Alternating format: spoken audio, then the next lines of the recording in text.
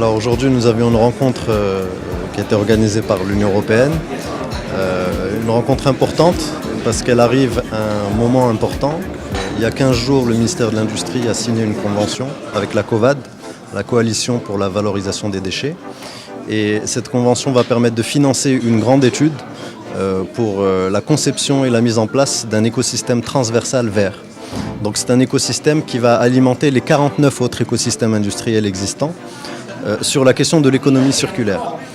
L'économie circulaire, qu'est-ce que c'est? C'est de faire en sorte que les déchets et les matières premières puissent être recyclés à l'intérieur des chaînes de valeur nationales de façon à améliorer la compétitivité de notre tissu économique et industriel et également de façon à achever des objectifs de développement durable et d'inclusion. Et j'insiste sur la dimension inclusion.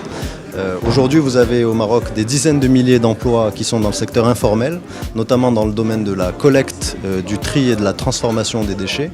Et donc il faut qu'on parvienne à intégrer toutes ces personnes à l'intérieur des chaînes de valeur institutionnalisées et officielles, de façon à ce qu'on puisse créer encore plus d'emplois, démultiplier le nombre d'emplois, permettre à ces personnes d'exercer dans des conditions dignes.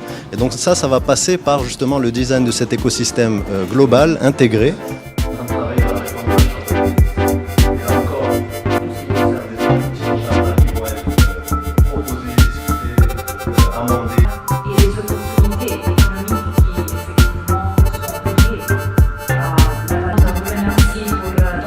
Une des vertus de l'économie circulaire dans ce domaine-là, qui est le plastique d'emballage, c'est d'éviter, in fine, non seulement les dégradations de l'environnement, mais la menace qui pèse sur la santé de nos futures générations. Donc aujourd'hui, l'économie circulaire informelle au Maroc est une menace pour l'économie structurée, pour l'industrie. Récupérer plastique.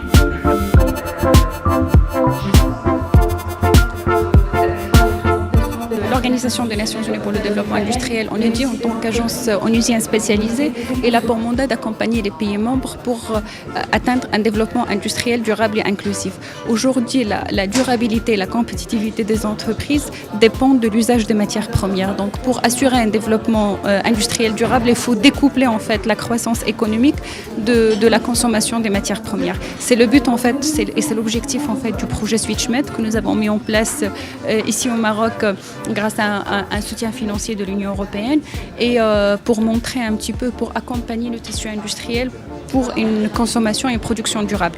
Aujourd'hui, on organise cet événement qui met l'accent sur l'économie circulaire dans le secteur du plastique parce que nous avons retenu l'économie circulaire en tant qu'axe prioritaire de notre collaboration avec le gouvernement du Maroc.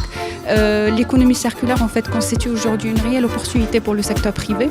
Quand je parle des opportunités, c'est des opportunités d'affaires et des opportunités économiques, mais c'est aussi c'est une question qui a aussi d'autres aspects, notamment elle touche à l'aspect social. Comme vous le savez, aujourd'hui, le secteur de l'économie circulaire ou bien du recyclage en général au Maroc, il se base beaucoup sur le secteur de l'informel. Il y a aussi, qui dit organisation du secteur, dit aussi amélioration des conditions de vie de population.